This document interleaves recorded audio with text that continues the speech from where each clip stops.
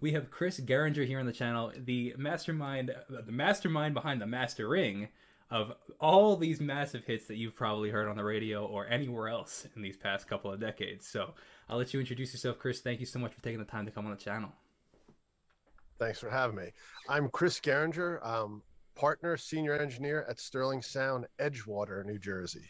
So you emphasize Edgewater. Are there several Sterling Sounds around the world? So Sterling Sound has been one facility for the last 3 decades. And now we actually almost 4 decades. And now we are Edgewater, New Jersey and Nashville, Tennessee. Ah, very cool. Okay. Yeah, we have 4 rooms here in New Jersey, myself, Randy Merrill, Greg Calby, and Joe Laporta. And in Nashville, we have Ryan Smith and Ted Jensen. Very cool.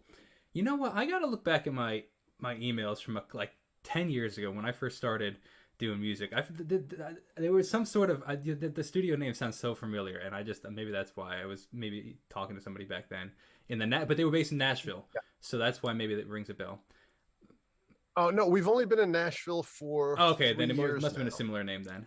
Yeah, there's a couple big studios in Nashville. So how did you get into the industry, and can you explain how long you've been in the industry and your story?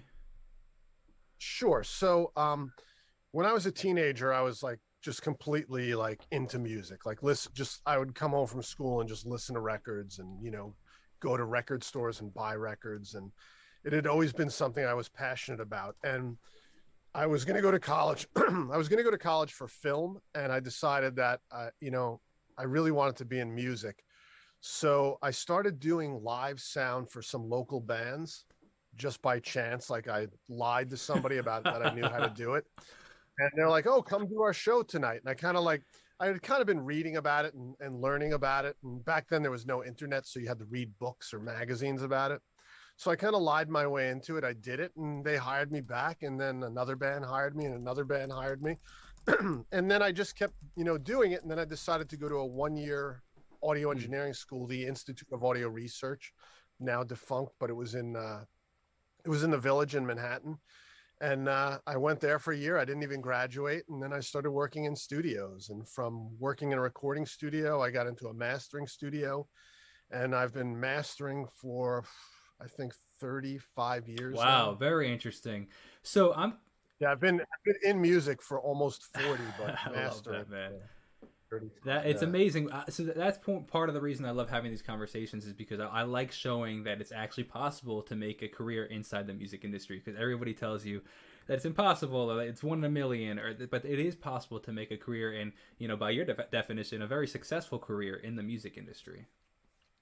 Sure. I mean, a lot of people, like if you set your goal as this one tiny target in life, your chances of hitting that target are so small. But if you look at the music business as a whole, like I wanted to be a producer and an artist, and I wound up being a mastering engineer and now owning, being a partner in a very successful studio. And, if you wind it back 30 something years, that wasn't my goal.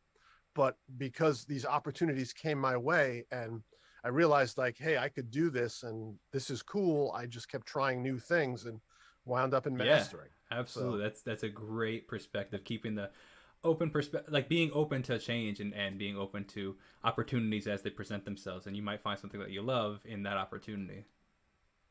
It's kind of like, I'm not like a golfer, but I kind of like look at it as like, if you're on the fairway, the hole is that way. So drive that way. And as you get closer, then you narrow it down. But if you just say, I'm going to hit a hole in one from the tee, you're never going to do it. So like you have to experience a lot of stuff. There's a lot of stuff in the business.